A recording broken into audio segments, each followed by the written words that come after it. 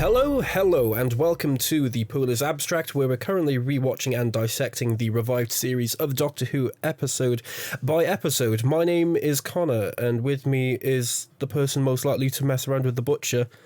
Excuse me?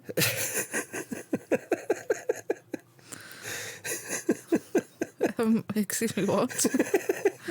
I do not accept this label. Hello. I'd rather label myself just Charlotte. Just Charlotte. Just Charlotte. You're a wizard. No, I feel like it's more likely wife whose husband's more likely to mess around with a butcher. Oh, right, okay, I see where you're going with that. How you doing, Char? All right, how are you? Yeah? Mm-hmm. How's your week been? We're doing small talk? Or what is this? Yes, what an organised show we run here. Yes. Today, we're covering more Doctor Who. Who'd have thought it? We are covering Series 1, Episodes 9 and 10, or more commonly known as The Empty Child and The Doctor Dances. And oh boy, does he dance. He does dance. He does dance. Or does he? The episodes aired on the 21st and the 28th of May in 2005. Written by who? Steven Moffat. Your favourite boy. Yeah. Your favourite man child. Nerd. Yeah. Why are you so awkward? What do you mean, man, child, nerd? Boy. He's a big nerd, isn't he, Stevie Moff? Aren't they all? Fair enough. Yeah. I guess you could argue there's two things that make this story noteworthy. One is that it's probably the first episode of the revival to have a big reputation of scaring the pants off of people. Yeah. And obviously the introduction of Captain Jack. Yeah. How do you feel about Jack? In general, we'll say. John Barrowman allegations aside. It's so difficult because he seems to change every time you see him. So him here compared to him later on, he's still like his cheeky chappy kind of thing, but he has a different vibe. And then if you watch any of Torchwood, it's completely different. Funny thing is, you'd think, maybe it's because he changes in the in-between. Do you know what I mean? And if you watch Torchwood in the right timeline order, then maybe like this kind of changing character would make sense. No, it's just obviously because the tone is different in Torchwood. Jack is just a much darker character with a much darker past, and then whenever he shows up in Doctor Who, it's like, I'm here for a jolly. I think he is just a darker character in general, but the Doctor doesn't see that side as much. Yeah. Yeah. But yeah. Do you have anything you want to say regarding these two episodes? No, nothing at all. No, we'll get straight in. So, the first episode, The Empty Child, it begins with the TARDIS flying through the vortex. It's chasing what appears to be a metal cylinder flying through the vortex.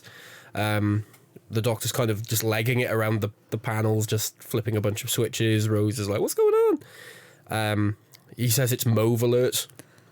Mauve is the universally assigned colour for danger. Rose says something like, isn't it red? And he's like, no, that's just humans. So the rest of the universe, red is camp. Red is dancing. Do you know what? I've made, again, so short in, I made a note. Yes. And it feels quite fitting now. I don't know fully about this. You would know more, but obviously at the time of recording and obviously by the time this goes up, David Lynch has passed away. Oh, yes. And Connor is a massive fan of David Lynch. Yes. And a lot of his work. And I just thought, isn't that funny? Because the Red Room in Twin Peaks is very dancing. But isn't it later on the Mauve Room or the Mauve Zone? Yeah. The Mauve Zone. Yeah. That is like danger, isn't it? It's weird and not quite right. Yeah, I mean, not to get too off topic, but yeah, the Mauve Zone is more of like it's like non-existence. It's a realm of non-existence. But I thought, because again, Connor follows Russell T Davies on social media. Yeah. And he put a post about David Lynch and about, loving the work he's done. Do you think there might be a chance that might be a slight nod, or do you think it's just nothing at all? What, in this episode? Yeah. I mean, this is a Moffat episode, for one. Well, Secondly, no, I just think mauve is just a colour, isn't it? That's true. But still, I just thought, no. Plus, like, The Return hadn't come out yet. That's true, At yeah. this point. So. Yeah, the mauve hadn't, isn't it? Yeah. But yeah. R.I.P. David Lynch. R.I.P. David Lynch. Yeah. So the Doctor is locking onto the flight path of this cylinder. He says it's jumping time tracks. He's kind of having a bit of trouble keeping up with it. And he basically says we need to catch it. It's 30 seconds from the centre of London. And that's when we get our titles. That's the cold open, essentially. Very, like... It's a very quick way, like, obviously this is quite a beefy story in terms of content. And this is obviously, like, the whole setup for it, and it's handled very quickly. It is. And I find that it seems like a very short cold opener. Usually we have a little bit longer. It's normally a couple of minutes at least, isn't it? Yeah, but this is like, oh, we're chasing something, we need to catch it, follow it quickly, cold opener. Yeah. Oh, and the Doctor gets zapped. Or, like, burnt on the console. Oh, yeah, you're right, yeah. But that's about it, really. Yeah, that's the cold open. We get our titles. And then once the episode opens for real, the TARDIS lands in an alleyway late at night.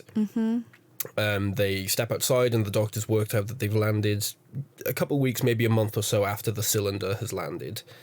Rose says something like... we were right behind it. How are we a month out? And he says, we was jumping all over the place. We're bound to be a little out when it comes to time travel. Yeah. He also says something like, do you want to drive? Also, yeah. That would be interesting to watch.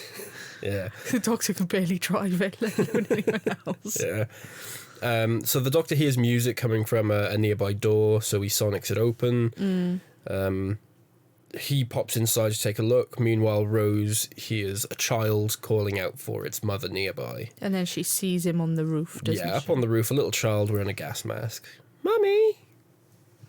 Are you there, Mummy? I like before this, as soon as they get out, the Doctor says, are you sure about that T-shirt? Yeah, that's right. Rose yeah. is currently wearing a Union Jack T-shirt. Yeah, it's a very loud Union Jack T-shirt. Yeah. Yeah. Yeah, he says something like, are you sure about that shirt? And she says, like, I don't know, I'm taking it for a spin or something like that. So the Doctor, like I say, he's gone through the door and he kind of finds himself in like a cabaret. A woman is singing a song when he enters. When she finishes and everyone's like applauding and the Doctor is applauding too. He's got such a happy little face. He's just like, loving life. You can tell he loves people when he's not calling us apes. Yeah. Yeah. But after her performance, the Doctor jumps up on stage and goes to the microphone and he says, I can't remember exactly how it's phrased, but something along the lines of... silly question, but... Yeah, silly question, but I'm looking for something, should have fallen from the sky recently. And then they all laugh. Obviously, I'm assuming, thinking he's like a comedian. Yeah, they think he's like a comedian or something, so they all start laughing. He says, like, I'm sorry, did I say something funny? Then... sirens go off. Everyone stands up and starts to evacuate. The Doctor looks over and he sees a poster, 1941. He realizes he's obviously in the middle of the London Blitz, and he kind of retroactively realizes how dumb his question was. Which is funny because his response is like, there's a couple of ways he could respond to this, isn't it? But it's funny. He kind of looks at it and kind of like, he kind of half laughs to himself, but then at the same time, it's just like, I don't know, I can't tell if it's either like, oh, look at me, I'm silly, or whether it's like a, oh, can you believe my luck kind of look. If it's like, oh, yeah, of course it would be, yeah. Yeah. But meanwhile, Rose goes to the roof to look at, to run after the child. And she starts climbing a nearby rope to try to get to the sort of like part of the roof that's on a higher elevation so she can reach him. The rope happens to be dangling from a nearby like barrage balloon, and when Rose is 10, 15 feet up the rope, the balloon starts to fly away. And it pulls her away from the roof, and she's kind of like screaming as she's now hanging over the centre of London during the Blitz with a big Union Jack on her chest. During this, the both of us were saying about, damn, like, she got great strength. I know. She holds onto that rope for so long. She does, yeah. You think she'd have like insane upper body strength? Because you said something like, "Oh, she passed PE." She passed PE. But I was like, no. Remember in Rose, she said she got like bronze or something. God, she was against some athletes. Yeah, she said she got bronze in gymnastics or something. Yeah. But anyway, after the whole cabaret debacle, the Doctor goes back to the TARDIS, expecting to find Rose. She's not there for obvious reasons. I like how he just picks up a random cat. Yeah, there's a cat just chilling on a bin nearby, and he picks him up and he says something like, one day I'm going to get a companion that does as they're told, and will actually listen to me when I say don't wander off. Then his poor cat has just picked up a smoke. He's just smoothing this random cat. Do you think the cat has no owner, or do you reckon it's a stray? I don't know. Either way. You never know with cats, do you? No, you don't. Either way. Yeah. Like, they could be... Do you mean you think, oh, these poor things, it's never been fed in its life? Then you find out it has an owner and has also been stopping off at every other house in the street. Yeah. Thing is, dogs you can normally tell, because you can tell the difference between a well-looked-after dog and a stray dog, where because cats look after themselves generally, and they clean and they groom themselves and stuff, it's not always that obvious. No, it's not. But yeah, I don't know why. I just like the fact that it was just a random cat. Yeah, and the Doctor's instinct to just pick it up and give it a stroke. Yeah. But yeah, he soon puts the cat down because he hears a phone ringing nearby. He turns around and it's actually the phone inside of the TARDIS, the little pull to open door. Yeah. The Doctor's surprised by this. He's like, how can you be ringing? It's not... He says, you're not a real phone. You're not plugged in. How's it ringing? Then he hears a young woman pop up and basically tells him not to answer it. She promptly disappears. I don't know how. She does like a Batman. She just sneaks off. And just wanders off. But next, he looks at the phone, looks back, and she's gone. He picks the phone up anyway. And he hears the, "Are you my mummy?" And then just the line goes dead. I do find it funny the way he answers the phone, though. Because he looks like he's really... like, hello, the Doctor. Well, when he picks it up, I don't know, his fingers are almost like a tweezer. Like, he's worried he's going to get shocked or something. Yeah. Like, he picks it up, like, he doesn't know what to do. And he just, like, holds it to his ear and says, like, "Hello, this is the Doctor speaking." And he looks, I don't know, it's just something very, very... He's kind of chuffed, isn't he? Because he's like, oh, never had to do this before. Never had to answer the phone. No. Yeah. But, do you think after this, because in future seasons and episodes, the phone is used, do you think he does actually, like, give it a zap in the Sonic and allows it to be a phone? He does install one. No, he's got one in the TARDIS on the centre console by this point, because he uses it in... Is it Aliens of London? Yeah, because he calls Rose, doesn't he? Because her mobile says, like, TARDIS calling or something. Yeah. And she says, like, "You've got a phone." He says something like, "I've travelled the universe, I've got a time and space machine, you think I don't have a phone?" Yeah. So he's got one, but it's obviously not the TARDIS one. Yeah. But I can't remember. He definitely does plug it in later, because I swear Matt Smith answers... Matt Smith calls from it as well. He calls future Clara, doesn't he? Yeah. But I think even before that, it might be like Series 5, maybe, or maybe Series 6, I can't remember. I mean... I don't think David Tennant ever... I mean, Clara calls the phone. Or is that in the TARDIS? What do you mean? Because she's looking for, like, an IT man to help with the Wi-Fi. Was that... Yeah, that's in The Bells of St. John, isn't it? Yeah. Yeah, that's when Matt Smith is dressed like a monk and he answers this phone, basically. Yeah. Except when Matt Smith uses it, it looks like a normal, like, landline telephone. It's not like the little old-timey kind of like speaker that you have to hold up to your ear. Do you think it's the only chameleon circuit that's actually working? I see. So the phone will blend into the time period. Yeah. I'd love that if that was true. That would be brilliant. That would be such a niche, so thing niche. To be canon, wouldn't it? But I would love that. Yeah. So where were we? Oh yeah, the phone goes dead. Then the Doctor hears a noise and he looks over a wall and he sees obviously the air raid sirens going off and he sees a local family basically booking it from the house, running into an air raid shelter. And then the woman that told him not to answer the phone, he watches her go inside, and she basically has taken this opportunity to go inside the house and start raiding food. Meanwhile, Rose is screaming, still hanging from the rope. We cut to a nearby balcony where a man that we will come to know as Mr. Captain Jack Harkness is kind of looking over up into the sky with a pair of binoculars. I love the fact that we see the binocular view, so we know instantly he's not, like, he's from a different world or from a different time. Yeah, because he's got, like, future binoculars that kind of have, like, a zoom function. They're not just bog standard, like, World War II. And they're like it's like a weird blue scanning screen kind of thing. Yeah. A nearby officer asks Jack if he's going to the shelter. His first line, Captain Jack, the iconic character, his first line in his first story is, "Excellent bottom." And he's like, I don't think it's time for that now. Hardly the time or the place. He says, like, "Sorry, I have to go meet a girl. Don't worry, you got an excellent bottom too." And then, like, gives him, like, a spank and then walks off. And this officer looks so like, Yes. Rose, hanging from the rope, eventually loses her grip and falls, and she ends up getting caught in a sort of big beam of blue light. It's like a tractor beam. That's what he said it was, wasn't it? Light field is what he calls it. I thought he calls it a tractor beam. No, that's Star Wars. I swear he does, because he says... He says, "Please keep your hands and legs inside the light field at all times." And then when she gets into the aircraft... he says, he refers to it then as a tractor beam. I think he refers to it as a tractor beam because he's like, oh, sometimes it can, like, make you feel, like, a bit weird. Yeah, fry your brain a bit. Fry your brain. Yeah. What makes me laugh is when she's in the light field and Jack is kind of talking to her over, like, a tannoy. Yeah. And, like, he says, like, "Please keep your hands and feet inside the light beam at all times.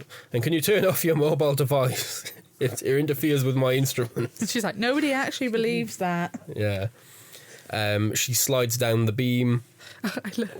She's like, I'm in the middle of like World War II, in the middle of London during a blitz, and I'm wearing a Union Jack t-shirt, and you think I should turn off my phone is gonna help? Yeah. She slides down the beam of light and kind of bless you. Thank you. Do you say bless you for coughs? I don't know. What did that come through the mic? Well, quietly, not loud. But oh, sorry. It's going to, isn't it? Unless you sprint downstairs. Sorry, currently recovering from ailments. Yeah, the reason this episode's going up a little later, we've both been ill the last week. So sorry this episode's going up a little later, but we spent the last couple of days dying. So yeah. So Rose slides down the beam and enters Jack's ship. She kind of lands in his arms. Hello. Her face just, I mean, it's brilliant acting, but she's it's just swooning like immediately. Instantly, she's like, "Oh, hello, you. Oh, you've caught me." Oh man, look at the jaw. So they have this really awkward hello session, and then Rose passes out. And then we cut back to Nancy. Yeah, the girl that we come to know as Nancy. She's inside the house, and she's, like I say, she's basically raided a bunch of food, kind of popped it in bags, and then she's also noticed that obviously as the family have evacuated, they were obviously in the middle of dinner. So there's like a full spread kind of set out on the dining table, including a big turkey, chicken, ham. I don't know what it is. Big piece of meat. I think it might be like either turkey or ham. It looks too big to be a chicken, but it looks like a bird. So I don't think it's ham. It looks like a chicken or a turkey. So I would assume it's a turkey based on the size. Not important. No. But Nancy's been joined by a bunch of local homeless children, sleeping rough. She tells them all to sit around the table. She's kind of like basically being the host for this dinner. She says to everyone, take one piece of meat. She says that the kids, they go in to tuck in, and she's like, "I haven't finished carving yet. Sit down and wait." It's like instant. You can instantly tell she's the motherly figure. She's the authoritative figure here. and she clearly, like, it sets up this really interesting dynamic because she clearly has a sense of morals, like what's wrong and what's right. You know, this food isn't ours, so take one piece and you move on. But at the same time, she is happy to steal. So it is this kind of thing of like stealing, but only take what we need. I think it's really interesting as well because later on, one of the kids says about, you know, this must be like back market. Yeah. It's not right, you know, look at the size of it. And she's like, we're eating in somebody else's house, have respect. And it's like, they're not even there, but she's like, you know, don't question them. We're having their food. Yeah. Nancy's a really interesting character with in regards to her sense of like morals. Yeah. But yeah, she's handing the plate around. It's like, thanks, miss. Yeah. Thank you, miss. Thank miss. And then the doctor's there at the end and he grabs the plate and goes, thanks, miss. Just stabs 2 pieces of meat off of it with a fork. Yeah, everyone kind of like reacts as if they're going to like evacuate. But Nancy says, don't worry, stay where you are. We're not meant to be here either. Yeah. This is when the doctor says, like, what are you lot doing here? Because shouldn't you have been evacuated by now? Refugees and all that stuff. And this is quite like there's a really sinister line here where one of the kids says something like, I can't remember his name now, this kid did go, he went to his uncle's farm or something like that. Yeah. And the doctor said, what happened? And he says, there was a man. Yeah. I'm like, don't know what that means. Very disturbing. Yeah. Well, and the older boy as well was like, yeah, same with me as well. There was a man where I went.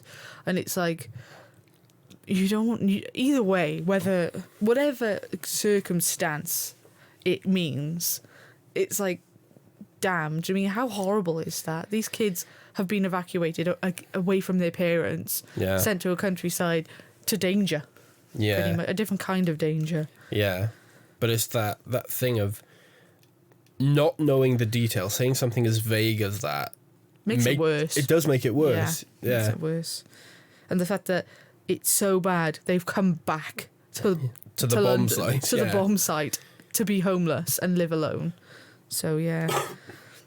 Yeah. But, yeah, and you kind of have that thing with all the kids that, I mean, not even in World War II, not all kids were evacuated. A lot of them stayed. Yeah. So a lot of these kids probably lost their parents and are just orphans. They're on their own now. Yeah. But this is what Nancy does. Yeah. Essentially, she's kind of acting like their mother figure. To look after them. She looks after them. She scouts around for places that are well stocked up, waits for the occupiers of the house to evacuate into their bomb shelters, and then they take advantage. This is kind of what she does. It's interesting, because you know how we find out later that Jack is a self-described con man? And this is kind of Nancy's con, isn't it? Yeah. It's kind of like, I don't know. Because it's one of those things, like, you, as a family, you'd be gutted by, wouldn't you, that the food, your food is gone. Yeah. But then there's nothing you can do because you're not going to risk not being in a bomb shelter. Yeah. You're not going to risk your life for the turkey here. No, you're not. So, but again, with these kids, it's their only I just find it really interesting that you have Nancy and the kids who are these street urchins who are poorer than poor.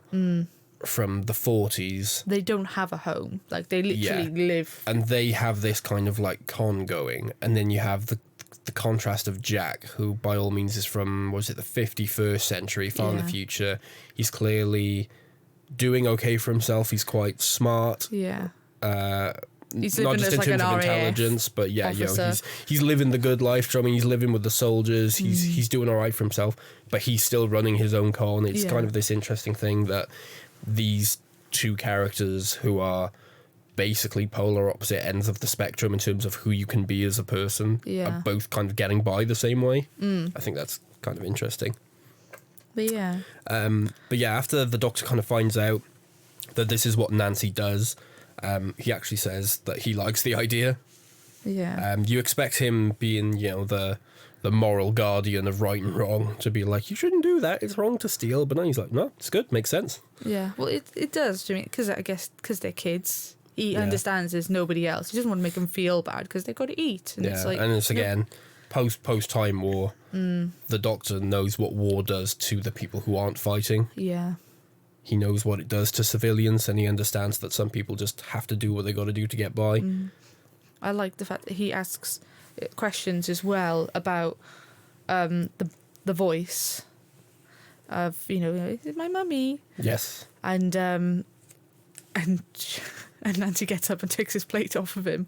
And he's like, why are you taking that away? And she's like, you took 2 slices. Yeah. And the other kids are like, oh. Yeah. The doctor asks again the question if anyone's seen the cylinder that's fallen from the sky. It makes me laugh because he draws on like a sketch pad. He says like it should look something like this, and it's the worst drawing ever. It looks nothing like the actual. No, it's just a rectangle. Yeah, it looks more like a loaf of bread from like face down than the actual. It's a rubbish cylinder. drawing. Yeah, before anyone can answer, that's when we get like the knock at the window. And the child with the gas mask is outside once again. Are you my mummy? Please let me in, mummy. I'm scared of the bombs. Yeah, and you can tell that, all the kids are scared of it, but Nancy especially, and she's like, everyone she's get kind out. of like petrified. She kind of basically evacuates immediately. She tells everyone to leave.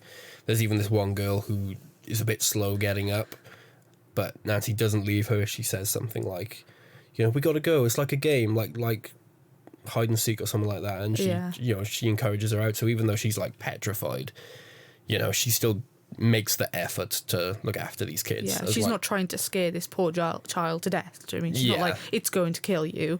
She's like, oh, it's a game. Think of it as a game. Come on, let's go. Yeah. I mean, obviously we find out later in the episode that she is a mum or was a mum, but I think from her behaviour, you would assume her have taken a motherly figure anyway. Do you mean even she's saying her younger brother that she has? You would assume that she's brought him up anyway, and she's raised him anyway, because the way she is, like, protective and caring. Yeah. Nancy locks the door. She runs through, kind of past the doctor, and like closes the door. The doctor says something like, "It's not nice to be the only child left outside in the cold." She says, it's really interesting. She says something like, "Oh yeah, you'd know," and he says like, "Yeah, I do actually." I wonder why she immediately has that kind of reaction. Like, what, to like snap at him? Not to snap him, but to specifically assume he doesn't know what that's like. I don't know. I guess he looks. He doesn't look like a posh man, does he? Well, apparently to Captain Jack, he looks like a U-boat captain. Yeah. But I guess, I don't know, maybe... you would assume he would kind of know, only because, he literally joined them at the table. Yeah. And he didn't say anything. You'd assume that he kind of understands a little bit, but... Yeah. No, but Nancy says that he's not exactly a child. She says, "Don't touch him." He says, "Why not?" She says, "He'll make you like him." And the doctor says, "Well, what's he like?" And she says, "He's empty." Which is like, again, it says a lot for nothing. Yeah. It's like, what does that mean? He's empty. It's like, oh. The child sticks his hand through the letterbox, and we can kind of, I think this is the first time we see the scar on his hand. It's got like an interesting kind of shape. Like a V, kind of like a weird V-shaped scar, isn't it? It's a distinctive looking scar anyway, on the back of its hand. The phone rings in the house, and it's the child again. The doctor picks it up, and then Nancy just immediately just snatches it off him and then hangs it up. And then the radio turns on. Yeah, the radio grill turns on in the living room. At this point, the Nancy just runs off. Yeah. It's so weird. And like the little, what are they called? The monkey with the symbols. Yeah, like the symbol monkey. Yeah, it's like, Mommy. It's like clapping the little symbols together. Yeah, and even that's got a speaker grill, so it's kind of coming out there going, Mommy. The child says he's scared of the bombs. The doctor says, okay, I'll let you in. He opens the door, and the child's gone.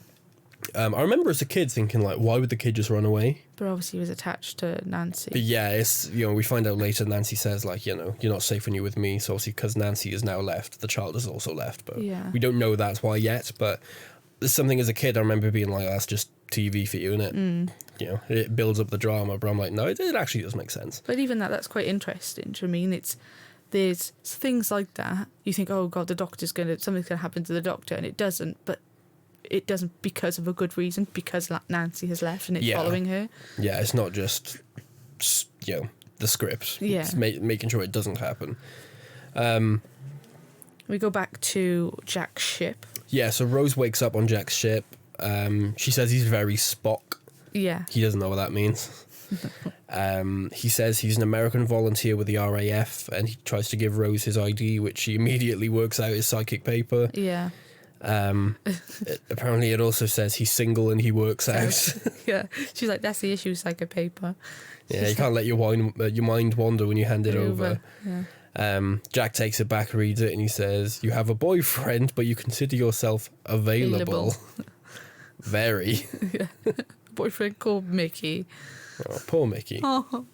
Again, even Jack is like, Rose knows she has a boyfriend. Yeah. But she's obviously thinking, oh, I'm very available for Captain Jack. It's like, poor Mickey. Just the poor boy. Poor Mickey. Poor Mickey. Jack asks her to hold out her hands, and he kind of introduces her to the nanogenes on his ship, which are these kind of microbots, kind of like glowing yellow, white particles. Yeah, they look like kind of look like spores, maybe. like fireflies. Yeah. Kind of like little glow bugs. Yeah, and they kind of circle Rose's hands, and they basically heal her rope burns. Jack says something like it repaired 3 layers of her skin or something like that. He says, like, you can stop acting now. I know you're a time agent, so I've been expecting one to turn up sooner or later. And she's like, oh, right. Yeah, she's kind of just playing along, isn't she? Yeah. He invites her up to the balcony, where it's revealed that the ship they're on is invisible. And they're kind of parked up next to Big Ben. And they just kind of start drinking champagne and listen to Glenn Miller. At this point, we jump back to the Doctor for a line I quite like. The Doctor finds Nancy after she's run off. Yes. And she's gone back to the house, isn't she? Because she's unloading the tins that they missed. Yeah, she's got... it's like... I don't know, is it a house or like a little... It's like a shed or something. Yeah. Yeah. And she asks how the Doctor's found her, because she's like, nobody finds me, I want to be found. And he said, oh, I have a magical nose. Yeah, my nose has special powers. And she's like, oh, that's what we call it. Do your ears have special powers too? She's like, what's that supposed to mean? She's like, nothing. Yeah, I love that. I love that. It gives me a proper it's that smug look she has where she just kind of looks at him and she knows she's being cheeky, but she's like, do your ears have special powers too? You just look at his little head in the night, just, what do you mean? He does have large features. Oh, no. So, yeah, the Doctor's kind of worked out at this point that the child and the cylinder are connected somehow. Nancy says there was a bomb that wasn't a bomb, and it fell near Limehouse Green Station. Yeah. But it's now being guarded by soldiers, and it's surrounded by barbed wire. She says if the Doctor wants to know what's going on, he has to go speak to the Doctor. And then runs away again. I don't know whether you remember the first time you watched this. Yeah. Did you think it meant like another version of the Doctor? Yeah. Yeah, I think that's obviously what the intention is. Yeah. But yeah, I think obviously at this point the idea of a multi-Doctor story wasn't even a concept that was in my brain because like I said, I was like, what, 6? I hadn't seen one before, so I wasn't even aware that was on the table as something that could happen. But yeah, I remember that being the mystery of like, oh, who is this, the Doctor? Yeah. Yeah. Back up on the ship, Jack and Rose are just kind of flirting. He's like, now we're talking business, and she's like, this isn't business, this is champagne. Yeah. She asks for the time, and he just like goes beep boop, and just like Big Bang goes bing bum. She's like, ooh, that was flash. He says he has something that the time agency might want to buy. He asks if she has the power to negotiate. She says she should talk to her companion. Jack says that what fell on London is a Chula warship, the last of its kind, and he'll go get it for them if they can name the right price. They have a 2-hour deadline, otherwise a German bomb is going to fall and destroy it. Yeah. that's kind of the conflict, I guess, that we have here. I like the fact that there's a lot of flirting here, and Rose is she's just like, oh, swoony. Yeah, she's loving it because she says something like, "Do you think this is the right time to be coming on to me?" And he goes, "Yeah, probably not." And she turns around and she goes, "Well, it was only a suggestion." And it's like, "Oh, you have a companion." She? No, it's a he. And he's like, "Oh," he's like, "But not like that." Yeah, he says like, "You say you have a companion. Just how worried should I be?" So now the Doctor is using a pair of regular binoculars to monitor the crash site with Nancy. She says to go speak to the Doctor at Albion Hospital, which is up on the hill nearby.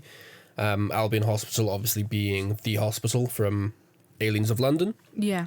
Where the little pig pilot's body was taken. But obviously this being...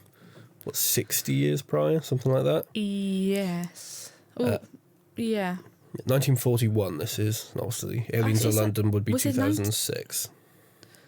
Yeah, so, yeah, a little over 60 years. The Doctor says he's kind of like trying to work out what her deal is. And he says, he asks who you lost. He says, the way you look after those kids, you have to have lost somebody. And she says it was her brother Jamie, who died during an air raid. The Doctor says, like, what happened? She's like, what do you think happened? Oh, that's so sad. Yeah.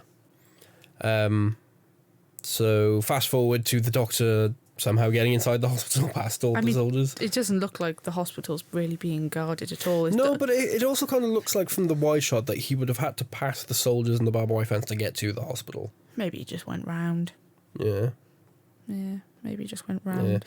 Yeah. So the Doctor gets inside and he sees a bunch of corpses lying in the hospital beds with the gas masks on. Mm-hmm. He bumps into Dr. Constantine? Constantine, I think? I can't remember. Played by Richard Wilson anyway. He's always pretty good. Dr. Constantine, I'm going to say, says that there are hundreds of them. He kind of invites the Doctor to examine them. Yeah. He notices that they all have the same injuries. So was it damage to the chest cavity, blunt trauma to the skull, gas mask fused to the flesh, and they all have the same scar on the back of their hand. Mm-hmm. So the Doctor's kind of going one by one. He's noticing they all have the exact same injuries. And the Doctor... Oh, well, we get that shot of the Doctor holding his walking... Dr. Constantine, that is, holding his walking stick. And we notice that he has the same scar as well. Yeah. There's one thing said here, which, for me, like, again, rewatching it, I was like, oh, that's so sad. The Doctor, as in, like, Doctor Who, asks... Yes. Asks Dr. Constantine why he's still here. Yeah. And his reaction was, before all this began, I was a father and a grandfather, and now I'm neither. He says, now I'm neither, but I'm still a doctor. That's so sad. And then the Doctor says, yeah, I know the feeling. Yeah, he's just a father and a grandfather who's lost everybody, and now he's just making the rest of it. And he even says, the Doctor says, you don't look well, and he was like, I'm dying, but I'm trying to find the time. Dying, I think, but yeah, I'm struggling to find the time. The truly sad thing, I think, is obviously he's lost everything. This is the one thing he knows how to do, so he's doing it, but he can't even do this properly because there's nothing he can do. So all he can do is make them comfortable. This is all he's got left. And he knows as well, obviously, you see the scar on his hand. It's quite light to start off with. Yeah. But he knows that he's obviously touched them at some point, whether it's to move them or, investigate them, like trying to see what they've got. Yeah. He knows that that's what's going to become of him. So yeah, he says when the bomb dropped, there was only one victim, but soon everyone who came in contact with the victim started suffering the same injuries. He describes it as physical injury as plague. Yeah, so the Doctor tries to guess what the cause of death was. It's not really any of them, because Dr. Constantine says they're not dead, and he kind of like uses his walking stick to like kick a bin or a bucket or something over, and the clattering kind of wakes them all up. So they all quickly sit up like the Undertaker from WWE. They all just kind of like sit up with the gas mask on, and all like turn their heads towards him. Which I remember seeing this as a kid and being like, as most people were, scared out of my wits. Yeah. This was probably the first one to start giving people like nightmares, wasn't it? Yeah, I mean, especially because nothing before this was that scary. I mean, the Dalek was scary for a young child. I feel like the Dalek was I guess it could be scary, but I can't imagine having like nightmares over the Dalek. Do you know what I mean? I think this was scary. The scariest thing is what's about to happen next, where Dr. Constantine is like, oh yeah, Mummy. so they don't do anything. They all sit up, but the doctor says, Dr. Constantine, I need to stop doing that. Dr. Constantine says they're harmless, they don't do anything, they just sit there. No life signs of any kind, but they just don't die. Yeah. So the doctor says, isn't anyone doing anything about it? And Constantine says, what else is there? I make them comfortable, but there's nothing else I can do. He starts coughing. He tells the doctor to keep back. He tells him to go to room 802 up on the top floor. That's where the first victim was taken after the crash. He says, find Nancy. She knows more than she's saying.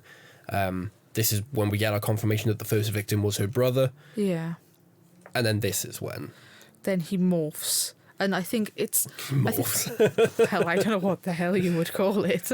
His transformation scene. Yeah, he starts saying, are you my mummy? And he...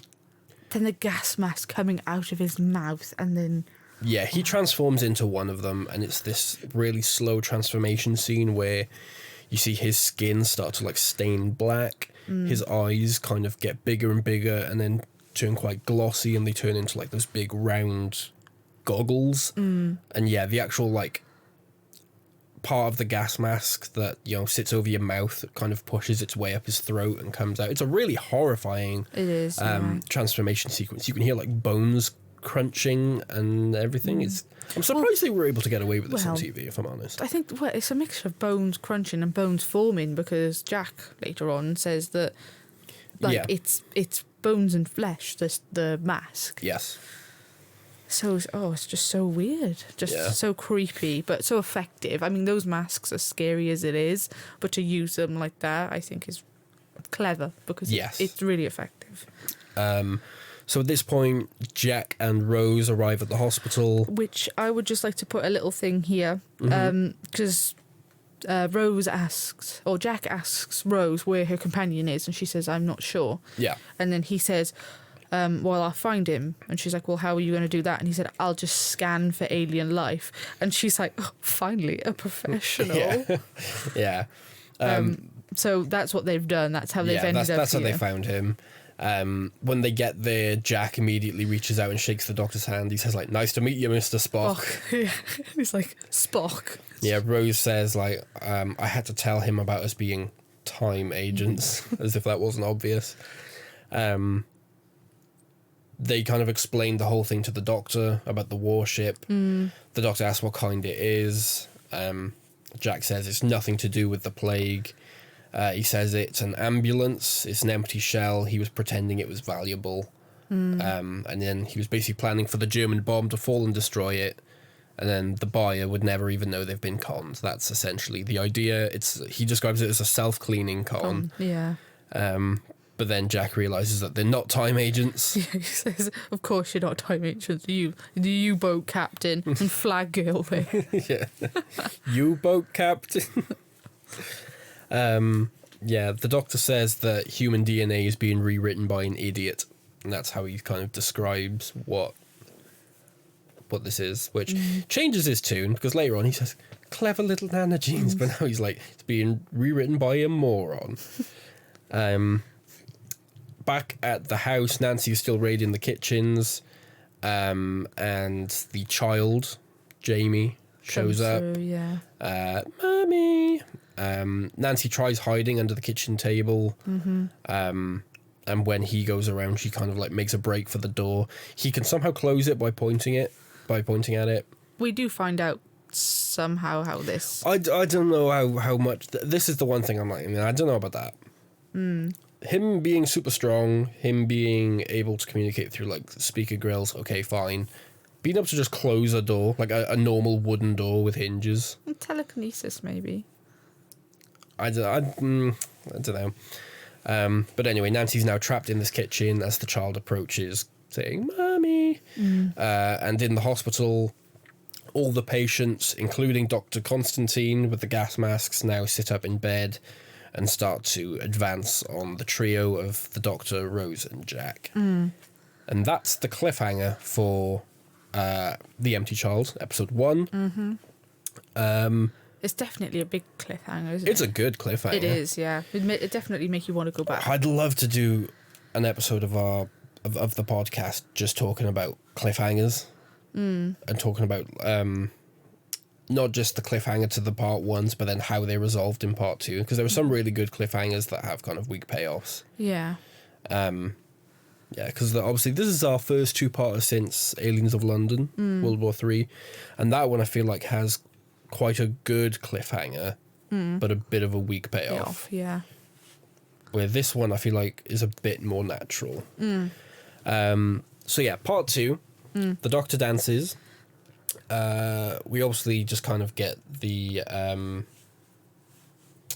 what do you call it? The flashback kind of thing. The previously on Doctor Who thing. Yeah. But instead of getting the sting as they approach, we now get that POV shot of the one right in front of the Doctor, and the Doctor kind of like spikes the lens of the camera like he's looking into our eyes, and he says, "Go to your room." And then they all stop, including Jamie back in the house.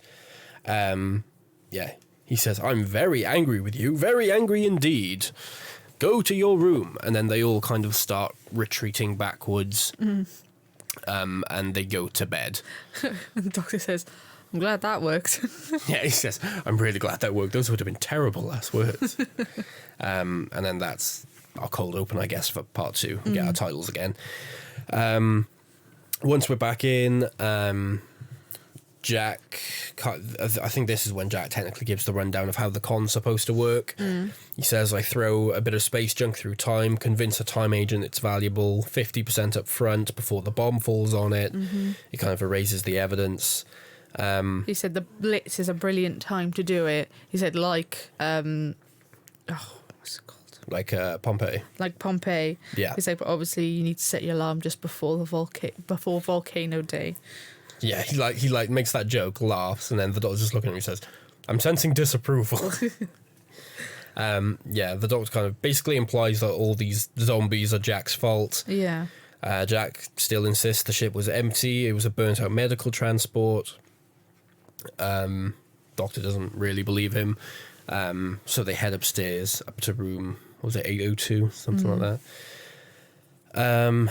Nancy hears the all-clear siren, and when she's trying to escape, she ends up getting caught by the family who have now popped out of the bunker. Because she sees the son, the child of the family, and thinks that it's Jamie at first. And the kid pops out and goes, "Dad, there's a woman in the house." And so the mum runs out. She's like, "Right, get her." Yeah, get her inside. Yeah, so they lock her up in the kitchen and they say they call in the police. And then Nancy's just such a little badass. Yeah, Like, yeah. So the father, very manipulative. Yeah, the father gives her this thing about, the food on the tables, it's this, the sweat on my brow, that is, and you just come in and just take what you like. He says, like, is there anything else of mine you'd like? And Nancy says, like, yeah, I'd like a pair of wire cutters. Yeah. And have a look around your kitchen. I was rushed the first time. I'd also like to use your toilet. Before I leave. And he's like, but I... Yeah. And she says something like, this is an awful lot of food on the table for a time of rationing. Mr. Lloyd, I think his name is. Yeah. She says half the street thinks that Mrs. Lloyd is messing around with the butcher, but she's not. You are. Yeah, and she's like, and there's that sweat on your brow. Damn. Savage Nancy. And she obviously does, because when later on we see her again, she's got another little pack of food. Yeah. He's probably like, fine. Which would be like she a does massive get her thing. wire cutters. She does, yeah. Back in Albion Hospital, the Doctor, Rose, and Jack reach room 802. Jack opens the door with his sonic blaster. The Doctor mentions about he'd been to where the factories where they'd been made. Villengard, and now it's a banana farm. Yeah, Villengard. Obviously, this is our first reference to Villengard, which is kind of an ongoing reference thing throughout random Moffat episodes. But in the last series, season 1 or series 14, if you're nasty, are all there's a few references to Villengard in that. Obviously, particularly Boom, and obviously in the last Christmas special as well. But this technically is the first mention of Villengard. The Doctor says he went to the factory once. It's now a banana grove or something like that. He said, I like bananas. Bananas are good. Yeah. Once they get inside the room, they find that the place is trashed. It's so sad to see as well, because it is literally like a monitoring cell. Yeah, because Jack says whatever did this was powerful and angry, because it looks like you can see like a broken window and everything, and there's just kind of books all over the place. But once they have a little look around, they can see like the drawings and stuff on the wall. Yeah, and I think this is when loads Jack of pictures of woman, which assuming be is the mummy. Yeah. I think this is when Jack realises that it's a child that's involved. Yeah. The Doctor turns on the nearby tape recorder, and we can hear Constantine questioning the child. He's saying questions like, do you know where you are? Can you feel anything? Can you see? Can you sense? And all the child's doing is saying, are you my mummy? Yeah. Where is my mummy? And just things along that line. Rose, I remember as a kid thinking, why is no one asking the obvious question? And Rose finally does it here, which is says, why doesn't he know? Why doesn't he know who his mummy is? So the Doctor is kind of like theorising, what if one of the homeless children got too close to the crash site and was altered somehow? They then start hearing a noise, like a clicking noise. Yeah. Rose asks what it is, and the Doctor says the tape has stopped. But you can still hear the child calling out. Moffat loves doing this. I mean, he does it twice in this episode, but he does it a lot, which is that thing of you can still hear the kid saying "Mummy" in the background. So the Doctor says the tape has stopped. We get the shot to show that the tape has ran out, but obviously you can still hear the voice. Yeah. So then the camera like cuts over, and you can see that the child is now in the room. So when the Doctor says like, I sent the child to its room. This is its room. Yeah. So Jack immediately reaches for his sonic blaster and he pulls out the banana. Which I wrote one question here, but I know you're not supposed to question these things. But obviously we know that the Doctor has swapped the blaster for a banana. Yes. Where did you get the banana? It's in his pocket, isn't it? Well, he just carries... He does like a banana. He does, but he says bananas are good and his pocket's bigger on the inside. He constantly has a banana in his pocket. I mean, in Wild Blue Yonder, the 14th Doctor just has a random vial of salt. So yeah, but I guess that makes a little bit more sense. Does it? Because salt has a lot of uses. Bananas are good. Bananas are good, but do you mean like salt could be used, like in a supernatural thing? Salt, create a circle of salt can protect you for certain things, or I know if you come up against a slug life force, chucking some salt in it can help you. That's a joke from Extras, I think, where Ricky Gervais's character has to do like an episode of Doctor Who, and there's like his character's playing this like slug monster, and David Tennant just literally kills him with a pile of salt. I think exactly. So that makes sense. Yeah. So Jack goes to pull out the blaster, but whips out the banana. Not the first time John Barrowman's whipped out a banana. Oh no! Jack pulls it out, looks and goes, "Huh?" And then the Doctor pulls out the sonic blaster and he makes a hole in the wall. Jack then takes the gun back once they run through, and he hits like the reverse setting that kind of like rematerializes the wall, I guess. They think they're safe until the child starts smashing through the wall. And they start getting surrounded again by more of the gas mask zombies. I like this next, like... When they're getting surrounded? Yeah, but I like the next, I don't know, conversation between Jack and the Doctor. When they're trying to establish what weapons they've got? Yeah. Yeah. And he's like, a sonic. He's like, what, a sonic? I can't remember what he says, but... Screwdriver. He's like, a screwdriver. And he's like, yeah. Rose saves them by taking Jack's gun and firing it at the ground beneath them. Yeah, so and they fall through. They kind of escape through the floor. Jack then rebuilds the ceiling. And asks the Doctor why he would build a sonic screwdriver. Yeah, he says, like, why would you ever have a screwdriver and think, let's make it sonic? He was like, I'm bored.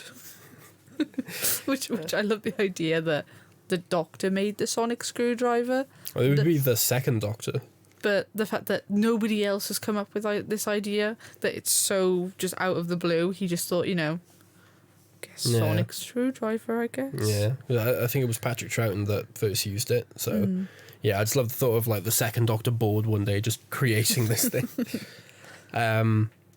Yeah, so they now, like, the floor below, and the nearby zombies on this floor start to wake up as well. So they lock themselves in a storeroom.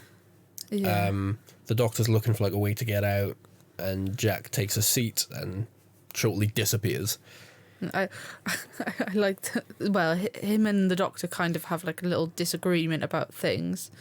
And the Doctor looks at Rose and goes, so where did you pick this one up? And she's like, Yeah. Oh, poor Adam. No, poor Adam. Yeah. But yeah, we hear, like, a little... And then when the camera cuts back, Jack is gone. And she says, why is it always the great looking ones? And he's like, what's that supposed to mean? She's like, oh, I mean, men. Yeah. And he's like, I'm trying really hard not to be offended. Yeah. Nancy meets back up with the other kids. They say, she says that they should have looked for somewhere else to stay.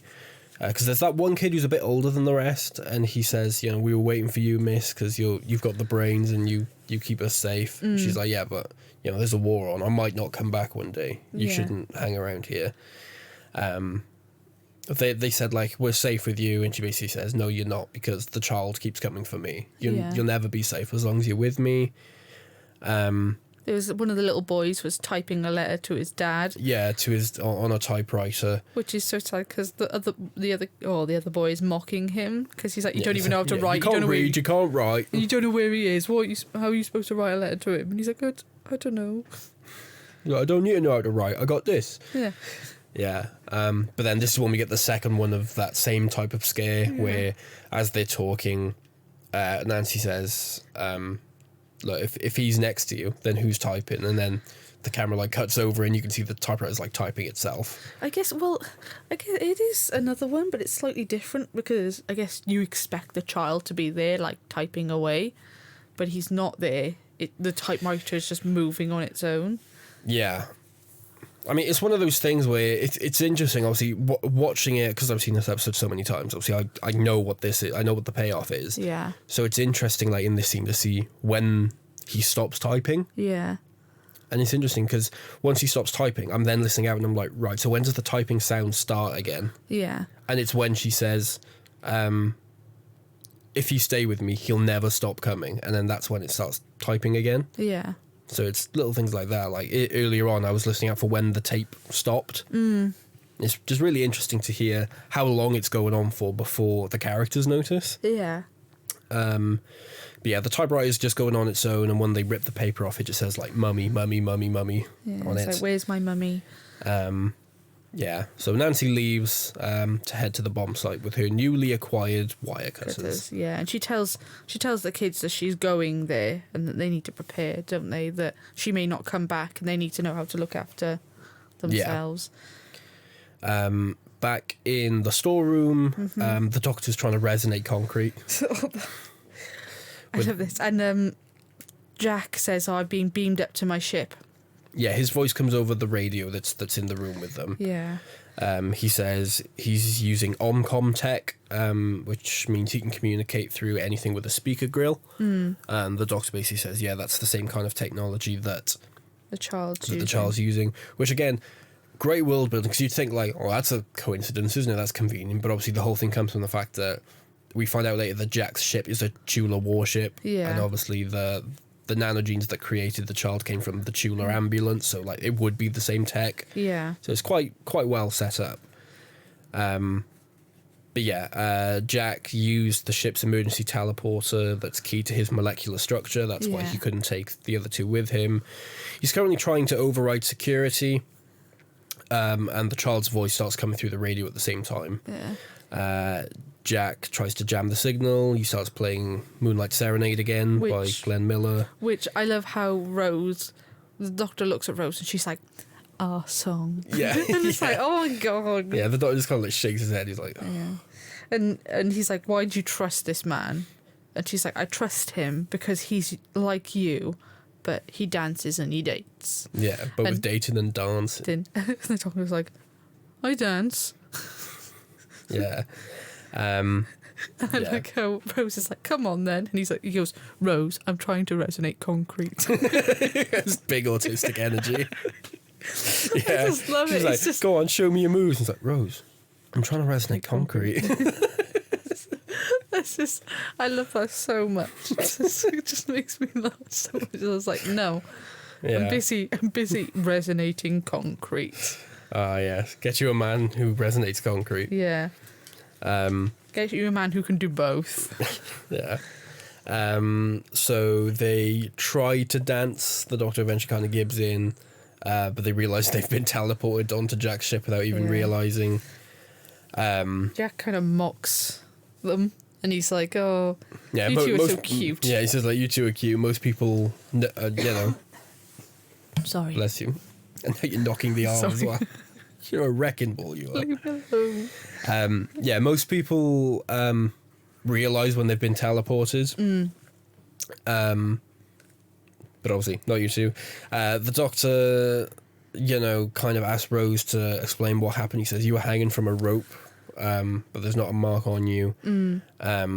So Rose explains about the nanogenes. So the Doctor kind of like snaps his fingers and summons them to fix the burn on his hands that he got from the TARDIS console, like right in the beginning. The Doctor says that the ship is it's Tula, like the one that crashed. And we kind of get a bit of backstory here about Jack's motivation, because he says that he used to work for the Time Agency until they stole 2 years of his memory, which we don't know why, but that's his motivation. He wants to get them back. I'm assuming you find out in Torchwood, right? Nope. You don't? I don't think so. Because we don't find out. Do you? I'm trying. I've only seen most of it once. There is an episode where you get like a bit of a flashback to. It's like Captain Jack Harkness, isn't it? That's. No, not that episode. It's Kiss Kiss Bang Bang. It's the first episode of series 2. I think his name's John Hart. Yeah. Who is one of Jack's like friends from the Time Agency, and we get a bit of a backstory as to Jack's childhood. Yeah. But I think to find out about the Time Agency stuff, you might have to go to Big Finish for that. I was going to say, because in Doctor Who, we definitely don't cover that. We don't. Yeah, so we now cut to Nancy, who's cutting the fence with her wire cutters. She tries to sneak into the bomb site and pretty much instantly gets caught by some guards and is arrested. Yeah. She's locked in with Jenkins, who is coughing his guts up. And has the cut on his hand. Yeah, he's got a scar on the back of his hand. Nancy's basically pleading the guards not to leave her there. She says, like, you can take me anywhere, but don't leave me here. They ignore her, pretty much. He starts by the guy who was talking to Jack at the start is there, and he starts by, I guess, the guy's leaving, calling him mummy. Yes. Yeah, you're right. And you're like, oh shit. Oh no. He was like, yes, mummy. And he goes, I'm sorry. And he goes, sorry. Yes, sir. Anyway, the trio now reach the crash site. Rose offers to distract the guards. Algae, something like that is what the guy's name is. Jack says, no, I know him. Trust me, you're not his type. Yeah. He says, I'll distract him. He's like, I've got to know him quite well, my time here. Yeah, it makes me laugh because he walks off and then Rose looks almost disturbed. Rose is like, excuse me. Yeah. And the doctor says, hey, he's a 51st century guy. People are more flexible with who they dance with. And she's like, well, is that what we do in the future? Seek life? And he says, and dance. Yeah. Yeah. So Jack talks to Algae, I think his name is, and immediately Algae goes, Mummy? He's like, what? No, it's Jack. He goes, Jack? Are you my mummy?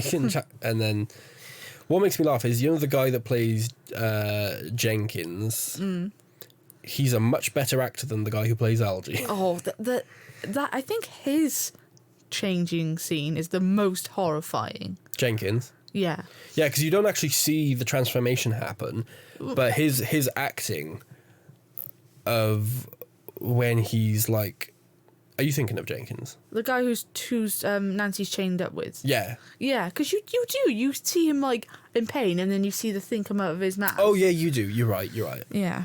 Yeah. Like, I was funny, that's was not... the scariest... That's the most memorable one, I think. See, that's not the part I think of. I was thinking of the bit where he says mummy for the first time, but he's like, he kind of like, his hands are shaking. Mummy. He's like, his hands are shaking, and that sort of description of something like forcing its way up your throat, you really get the impression that that's happening as he's saying it. Yeah, it's like his mouth is open and it's like his jaw's locked. Yeah, he's very good at that. Yeah. Where the guy that plays Algae is not as good because when he goes, Jack, are you my mummy? And he just goes, oh, and just like falls to his knees.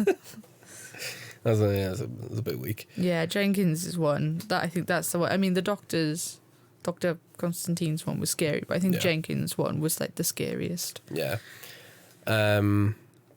So once Algae starts transforming, the Doctor and Rose rush up.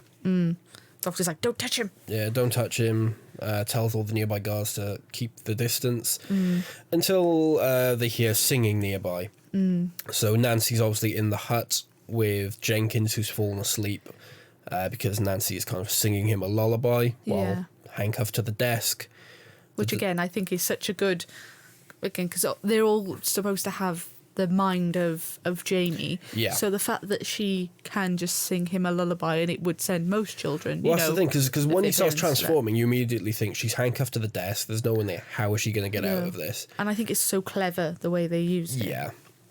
The Doctor comes in, sees what's going on, and he sonics the handcuffs, and he frees Nancy. They make their way to the fallen bomb, as we originally thought it. Now we know it's an ambulance. Jack opens it up, or at least tries to, and he accidentally sets off the alarm, which triggers all the nearby zombies to head towards the area, we'll say. Yeah. The Doctor tells Jack to secure the gates, and he sends Rose and Nancy to go fix the barbed wire from where Nancy came in. What does he says? He gives Rose the sonic. He says like setting like 2,000 something to fix his barbed wire. It's only got one button. Like how do you change the setting? I don't know. Just because this is what's interesting. Because in the Russell era, it's implied that the sonic has like a million different settings, but in the Moffat era, it's implied that it's just point and think. Yeah. So I'm just curious how the sonic screwdriver actually works. I love the idea of it has, like, I don't know, thousands and thousands of settings, and she's on, like, setting 5, and she's got to get to 2,000. She's got to press the one button until she gets there. It's like holding it down for a bit. Oh, man, I wish this was voice activated. Yeah. Yeah. Nancy and Rosa are fixing the barbed wire fence. Nancy asks who they are. Rose says that they're from the future. Nancy is skeptical, not that they're from the future. She kind of just believes it instantly. She says herself like, all right, I believe you. I believe anything, me. But she's skeptical that there will even be a future to come from. Yeah. And you'd think she'd have learned from the last episode that she shouldn't really be doing this, but Rose basically breaks the laws of time, I guess, by saying, hey, don't tell anyone I told you, but we win. Yeah. I guess it doesn't change that much. Because, Jimmy, Nancy isn't... She's not an authoritative figure who could have an effect. Do you know what I mean? It's not like she's calling certain military... I know... Yeah, she's not like in power or anything. Yeah. No, she's not going to be like, oh, well, we don't need to do anything because we're going to win anyway. Do you know what I mean? She's just a random person who kind of, I know, that's the thing. Needed a bit it's never of hope. something that I thought as being like a plot hole or anything, but I just find it funny, obviously, that this came right after Father's Day. Just... I mean, you look at Vincent and the Doctor. The Doctor literally takes him into the future and shows his work in a gallery. Do you know what I mean? That's... fair point. Yeah. I think telling one sad girl who doesn't believe the future's got anything, just telling her that, not how or when, just telling her that actually you do win. Yeah. At least by the 90s. Yeah. Jack finally manages to open up the transport, and he says, there you go, look, told you, it's empty. And the Doctor asks Rose, well, what would you expect to find in a Chula medical transport? Rose is like, I don't know. He's like, yes, you do. And he kind of like points at his hand or holds his hand up. And Rose says, oh, nanogenes. And he says, yeah. The ship crashed. Billions of nanogenes escaped, basically flooding out into the world, trying to heal anything they could find. First thing they see is a dead boy with a gas mask. Only these nanogenes are different from the ones on Jack's ship. They've never seen humans before. They don't know what we're supposed to look like. So... they go ahead, do their job anyway, they heal up his wounds, but because they don't know what a human's supposed to look like, they think that that's the blueprint. Yeah. So they gave unimaginable power to a boy looking for his mother, essentially. Yeah. The reason that he's got like super strength and everything is because the nanogenes were obviously designed for war, so it's designed to heal soldiers and give them a bit of a strength boost. Yeah. And obviously because it's kind of set him up as the blueprint, everyone else Has the same symptoms. Yeah, and I love how he says, what little boy wouldn't tear the world apart looking for his mother. It's like, oh. Yeah, so a bunch of the nearby zombies as well as the child kind of approach the crash site. The transport is obviously what's kind of like drawing them because Jack set the alarm off earlier. This is when Nancy kind of starts to break down and says that it's her fault, and the Doctor kind of like almost laughs it off at first and says, how is it your fault? And then he kind of listens to them all going, mummy, mummy, and then he kind of works it out. Yeah. He immediately tries to comfort her, but he asks how old she is. He says, what are you, 20, 21, older than you look? And he realises that Jamie is not her brother. No. But her son that she would have had as a very young teen. Yeah. Well, not very young, mid-teens. A mid-teen. Still a young mother. Yeah, a single mother in the middle of a war.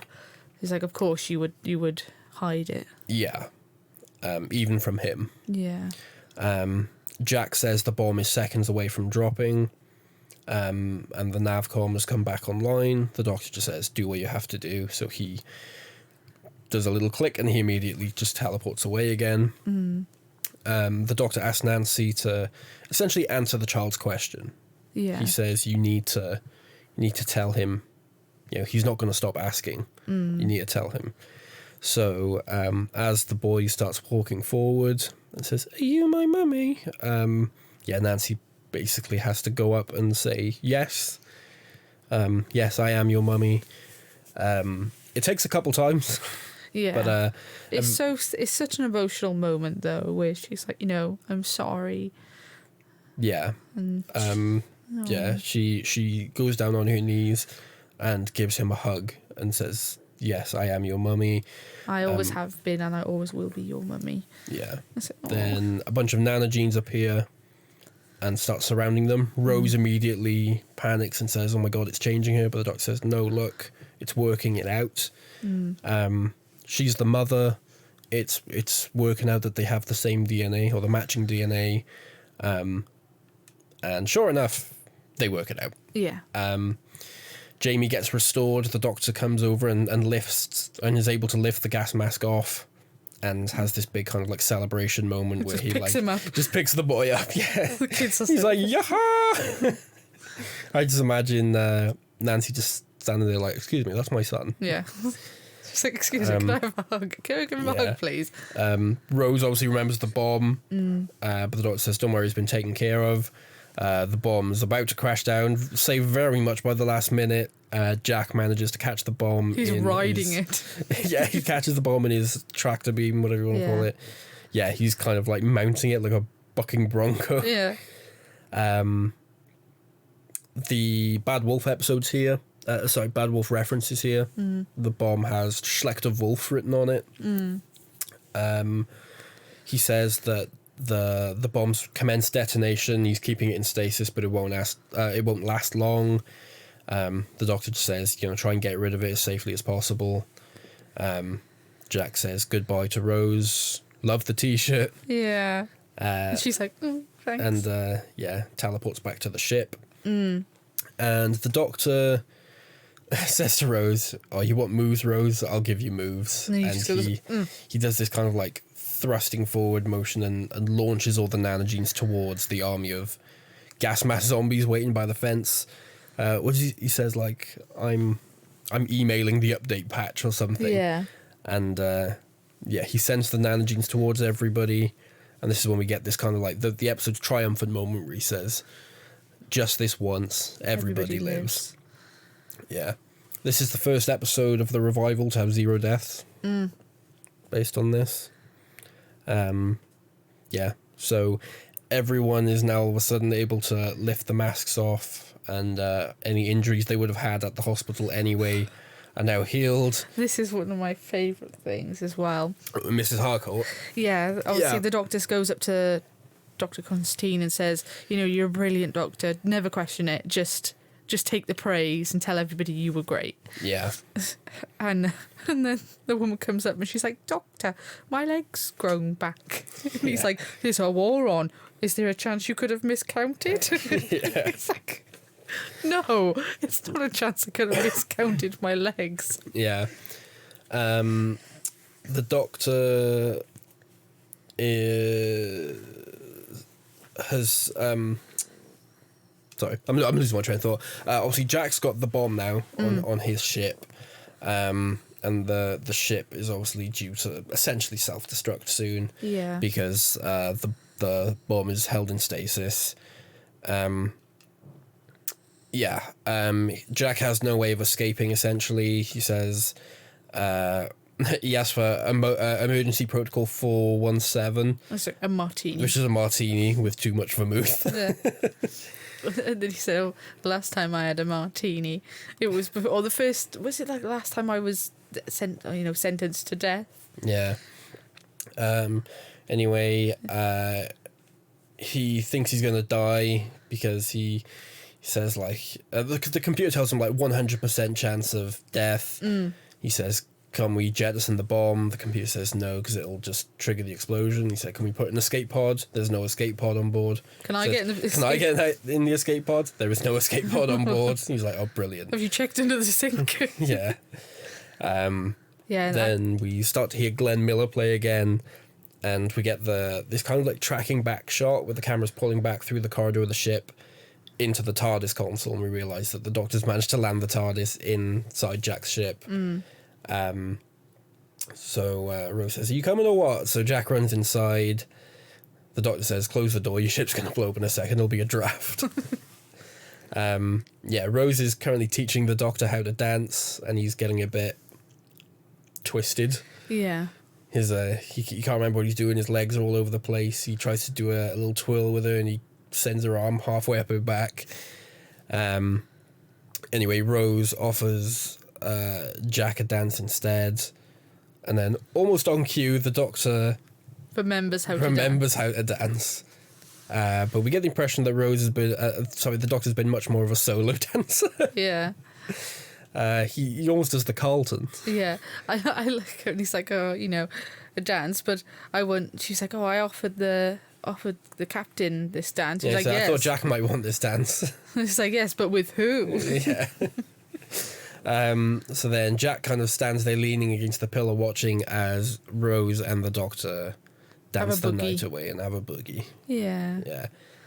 And that's it. Yeah. The Empty Child and the Doctor dances. What do you think?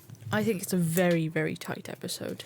Yeah, this is largely considered, I think, to be the best story in Series 1. I agree. I think. Do you think? Yeah. This is your favourite? It's one of those things that I think this episode is quite hard to find a plot hole or to find, like, things that could be massively improved. I think most things are covered. Everything, yeah. Some things you could tweak a little bit, but I think it's very tight. There's normally at least one thing in each story, isn't there, where you kind of just have to accept it. Yeah. Where this episode doesn't really have one. Everything seems to be accounted for. I think the only thing you are given, and not an excuse, a reason for it is the child's powers. Maybe that's a little bit... That's what I mean. I think the idea of the child being strong, like, makes sense to me. Yeah. But, do you know what I mean? Again, the thing of him being able to, like, telekinetically close the door, even the communicating through speaker grills, I'm like, don't get me wrong, it makes for, like, a creepy ability, but I don't know why that's an ability that would be given to a soldier. Maybe it's something to do with, like, communication, because obviously Valengard are known for doing some more random stuff to people. Maybe it's like an implant of some sort, or like a communication thing to speak to speakers, or I don't know. Maybe that's the reason. Maybe that's the way other soldiers use communication. Yeah, I know what you mean. But I think generally it's a really strong episode. I think all the characters are great. It's funny. It's scary. Yeah. I think it balances both of them really well. You'd think it's kind of hard to do both of those things without having a tonal whiplash. And it's also like, how do you make an era like the Blitz? How do you have humour in a period like that? Yeah. But I think the way it's done, it's never... I don't know. It never pulls you out, no. I think. And I think, the characters are very believable around that. I think it's great. And also, I think it's such a wise decision to make it a two-parter. I don't think it would have worked as a one-parter. I think it would have been too rushed. I agree. So do you have a preference over The Empty Child and the Doctor Dances? That's a good question. Obviously, bearing in mind, part 1 is a lot more of the setup. I think a lot more of the creepy moments are in part 1. I was going to say, I probably prefer The Empty Child. Do you? See, that's interesting, because I think I'm the other way around. Really? Yeah. Like I say, part 1 has a lot more of the setup and the creepy moments. Part 2 has a lot more of the emotional payoff. And when I think of this story, most of the set pieces and parts I think of are in the Doctor dances. Really? Yeah. I think of more... Well, I think of them, like, in the hospital, using the sonic blaster on the floor. I think of the Just This Once, Everybody Lives. I mean, I also think of that. But I think for me, the main one is the first time... the first time the kid's at the window and at the door. Yeah. And the first time we see, obviously, Dr. Constantine morph. The first time we see him. Yeah. And all the people in the bed sit up. Like, that's my, like, memory of these episodes. It's mainly the first part. But I do like... I really like both. I think they're really strong. Yeah, I know what you mean. Every character in this story is good. Even, like, the father of the family, who's in it for a grand, like, 20 seconds. Yeah. Is, good for what the story needs. Yeah. I just think it's all just really interesting. I think it sets up... I love Jack.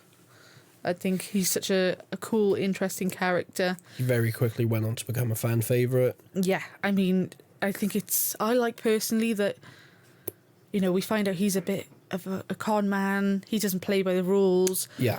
He's doing it for a reason, but I like the fact that they don't give the reason. And, I mean, if you wanted to know, you can go out there and find it. It's funny, because obviously, this makes... since his first appearance was in this episode... Obviously, Captain Jack Harkness is a Steven Moffat character. But thinking about it now, this might be the only time that Moffat ever actually wrote for him. The one and only time. I was going to say, because I don't think... Because in Doctor Who, obviously Moffat never wrote anything for Torchwood. No. And in Doctor Who, Jack appears after this in the rest of this series. He's in Utopia, Sound of Drums, Last of the Time Lords. He's in Stolen Earth, Journey's End. He's in The End of Time Part 2. Yeah. And he's in Fugitive of the Jadoon and Revolution of the Daleks.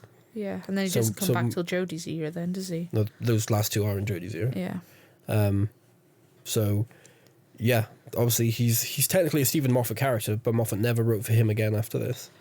Did Moffat write anything for Torchwood? No. He didn't? No. Surprised by that.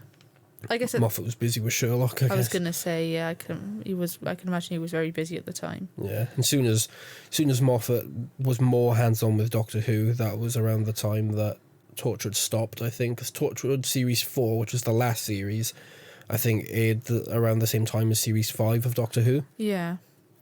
So it was, like, cancelled after that. But yeah. What about you? What's your feeling about this episode, or these episodes, or this story so far in the season? I agree with you with pretty much everything you've said. Mm-hmm. I like the story a lot. I don't think it's my favourite. Any particular reason why? I mean, I don't know whether it's my favourite either, but I just wonder why it may not be yours. I guess there is an argument to be made that this is objectively the tightest story. This is the one that does the most with the time it has. But I think maybe it's because I like the stories that are more about development between the Doctor and his companion. Yeah, it's very, very Rose light. She doesn't do much in this episode. It's not about Rose not doing much, but it's like, in my head, I feel like I enjoy Dalek and Father's Day more than this one, even though I think this might be a better story and might be more competently written. I enjoy those more because of the development we get between Rose and the Doctor. That's fair enough. Like in Father's Day, I don't know, like when Father's Day finishes, I'm like, I don't know, I feel like I've really experienced something unique and something, I don't know, impactful. Where when I watch this, I just think, it's a good bit of TV. I was entertained. Do you know but what? I don't have like an emotional feeling with it. Do you know what I feel that, again, I really like this, but in general, between Russell T Davies era and Moffat era, the differences. Do you think those episodes that you like feel more, not grounded, but more heavy, more weighted in everything, like more intense, whereas this is a bit more like light-hearted, a little bit more whimsical? Do you think it is? A little bit. Do you mean? Do you think this is more whimsical than like? Yeah, I think. Do you mean it has? I don't know how to describe it because this is just a feeling, but those episodes feel heavier and denser than this episode. This episode feels more lighter and airier. Do you think because it's a two-parter, it's just got more room to breathe? No, I don't think it's to do with density, as in like how full the story is. I think it's about like maybe the emotions in the episode, maybe how the Doctor's feeling. I think that plays a big part in it. Do you mean, because if you look at Father's Day, the Doctor's majority of it is angry. Do you mean you look at the Dalek, he's angry? Yeah. Whereas this, he's not. He generally plays a bit more light-hearted. He's more friendly and open and trying to help. The Steven Moffat doesn't typically do a lot with the Doctor, like exploring the Doctor as a character. Do you know what I mean? His episodes are either normally about his concept for the episode, like the villain of the week, the monster, like the Weeping Angels or something, or the Empty Child in this case, or it'll be introducing a character that is supposed to be important to the Doctor, like Renette in The Girl in the Fireplace or River Song in Silence in the Library. But Moffat doesn't dive into the Doctor himself much, at least not until his era. Yeah, but I think generally he plays a more light-hearted and whimsical Doctor, and therefore it gives more of that feeling, whereas I think the Russell T Davies' Doctors generally feel more, whether it's angry or fed up. Do you mean you get more negative emotions from them, and then they feel heavier? Do you mean whether it's, even if it's ego? Do you mean Russell T Davies' Tennant's ego hits more than Matt Smith's ego? It does. The 10th Doctor has the biggest ego problem, in terms of the Doctor feeling angry and stuff like that, I would say fair enough for the 9th Doctor. I don't think so with the 10th Doctor. No, don't get me wrong, the 10th Doctor has his moments, like say with like the Family of Blood and their punishment, and obviously when he breaks in the waters of Mars. But I think if you took all of David Tennant's episodes and then you took the ones where he goes on like a bit of an angry rant or like a power suit, I don't think it's as many as you'd think. No, but I think they feel more intense. I think they feel more intense because you're not used to seeing him do it that much. No, I think they just feel more intense. Like, you look at Matt Smith's, when he makes his big speeches about being angry, you believe it, but there's not like a grit to it. There's not like a... Is that because Matt Smith isn't as good an actor as David Tennant? Possibly. Maybe it's just how it's written. Maybe there's not as much venom there in the hit. I do agree with that, but I don't think that carries over into Capaldi's era. Because I think when Capaldi is, say, having his moment with the Shielder at the end of Face the Raven, I feel that venom. Oh, God, yeah. I feel that spite. So maybe that is the reason, but maybe that's why people like it more, because even at his angriest, it's not, like, I find Russell's Doctors, when they're angry, the viewers are fearful. Do you know what I mean? You're like, oh, shit, he's angry. Like, even you're panicked. Whereas Matt Smith's less so. But I like that. I know you do, but I think that's the difference. I think maybe that's why you like it more. Because, again, you don't really feel the Doctor's anger in this much. Whereas in The Dalek or in Father's Day, you do. You feel, even when he's just sitting there, you feel that he's angry towards people. I know what you mean, but I don't think it's true to say that I like those episodes more than this one because the Doctor is angry in them. No, but as in, like, his emotions are stronger, and therefore maybe it has a more of effect on you, and it sits with you, and it shows you a different side to the Doctor. Maybe. Yeah. But yeah. I just like the episodes that explore the Doctor and the companion and their relationship together in more detail. Just fair enough. Yeah. Just some random kind of like tidbits in relation to this story. I know that there was originally going to be a subplot regarding Jamie's father. He was going to be a German soldier. And there was going to be this, obviously, like, conflict of interest between Nancy and the German father. But obviously that got cut, I assume, for time reasons. I don't think it was ever filmed, but that was an idea that was floating around in the original script. Yeah. Colin Baker has come out and said that this is his favourite episode of the revival. So old Sixie likes The Empty Child. Well, fair enough. I think a lot of people do. I think this is one of the most memorable episodes in Russell T Davies's era. Like, if you speak to your average person on the street, do you mean they're probably more likely to remember this one than others? How much of that comes down to the story versus how iconic the Monster of the Week became? I think it's all. I think it's the story. I think it's Captain Jack.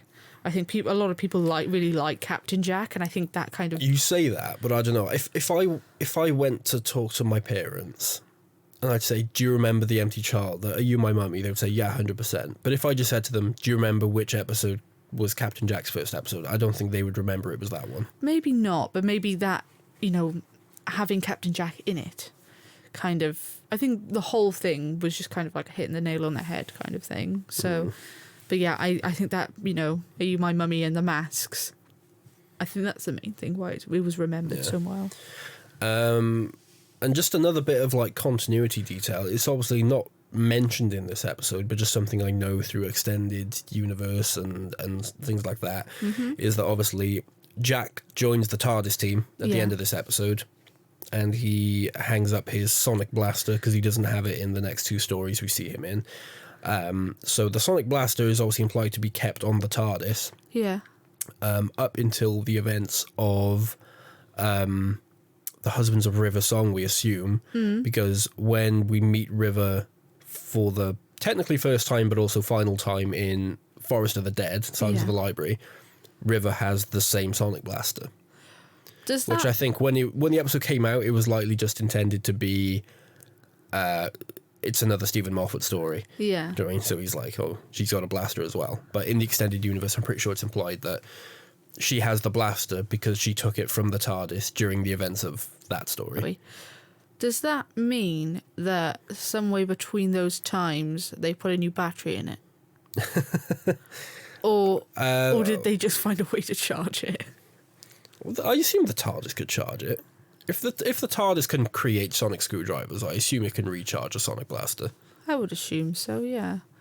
But is that... Yeah. I was... Is it...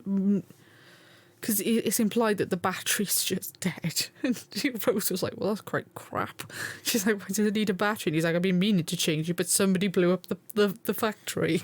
Turned it into a banana farm. Yeah. But yeah, I don't know. maybe a new battery was put in it. Maybe it was charged in some way. Yeah, there's a bit of continuity for you. I love stuff like that. It's so random, but I'm like, oh, next time I'll watch the episodes, I'll be like, oh, look. Yeah. It'll be interesting to see if you remember this when we get to Science in the Library. I'm sure I will. We'll see, though. Working title for this story. Yeah. I don't think any are going to be better than the ones they have, but let's hear. You are right. Working title for The Empty Child was An Empty Child. An Empty Child. Yeah. No. World War II. No. And these aren't working titles, but these are translation titles. So the French title is, and I'm not joking, A Weird Dead. A Weird Dead. Yes. Fair enough, I guess. And the Hungarian title, Bomb Surprise.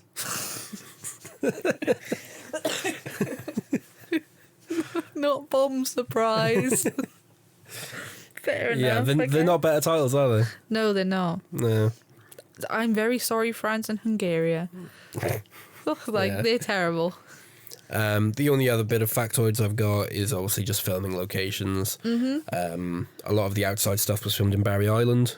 Was it? Yeah. Oh. And obviously since Albion Hospital was reused, once again, Cardiff Royal Infirmary. Yeah. But that's everything I've got. Mm. Do you have anything else you want to share or talk about in relation to this episode? Or these two episodes? No, sadly. I don't have any facts. No. No final thoughts? I just think it's a good episode. Love Steven. It is a good episode. Love Steven Moffat. Hello, Steve. Hello. Love you much. Hello, Stevie boy. But yeah, cool. If we've got nothing else to talk about, I guess that's it. So thank you all very much for listening. Mm-hmm. Don't forget to drop a like if you did enjoy this. You can subscribe to keep up with everything else we post. If you want to listen to more of this, you can keep checking it out on YouTube, or you can go listen over on Spotify or on Apple Podcasts, whatever your medium of choice is.